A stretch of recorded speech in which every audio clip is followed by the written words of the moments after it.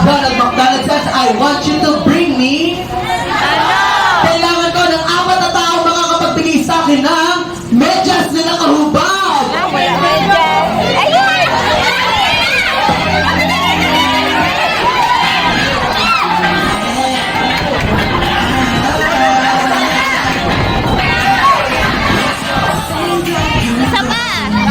Last one, wala na last one. 5.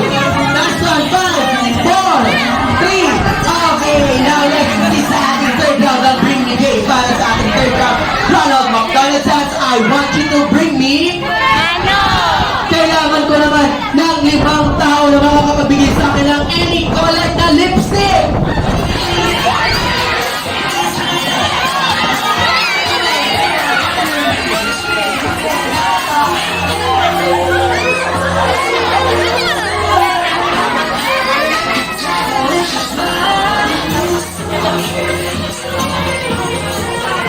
Okay, now para naman sa ating pang fourth round, Ronald McDonald says, I want you to bring me.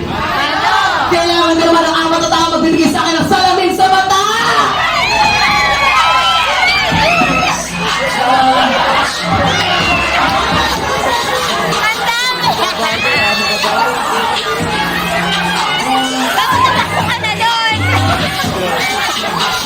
Okay, gawin natin to bring me for kids para makuha naman ng kids.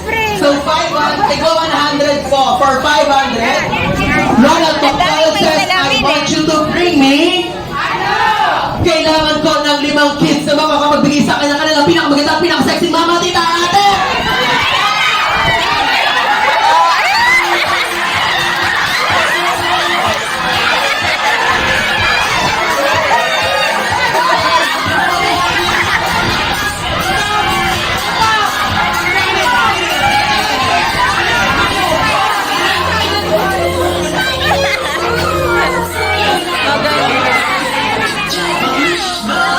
Okay, so balik po dito yung 5 po mami. Dapat yung 5 po ulit na nakuha ha. Balik po.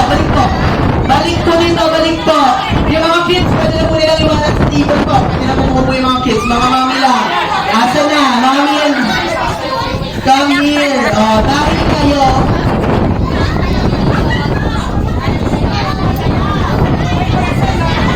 Okay, dahil sinasabi niyo na kayo ang pinakamaganda at pinaka-sexy, kailangan nating i-rampa yan.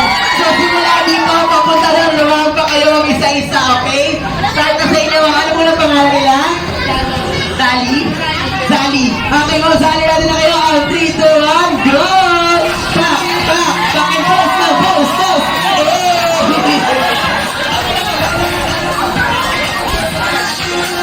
Next na kayo po, ano pa pangalan nila? Jerica, okay, ready na kayo mag Jerica? On 3, 2, 1, go! Okay, next naman, ma'am. Ano pong pangalan nila? Ano pong pangalan nila?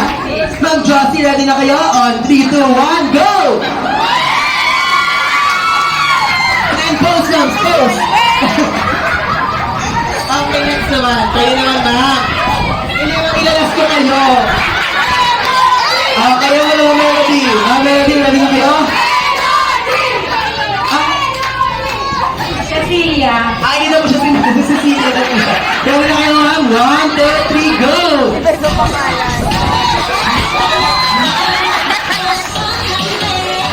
Okay, syempre, next na natin ang pinaka-sexy at pinaka-maganda.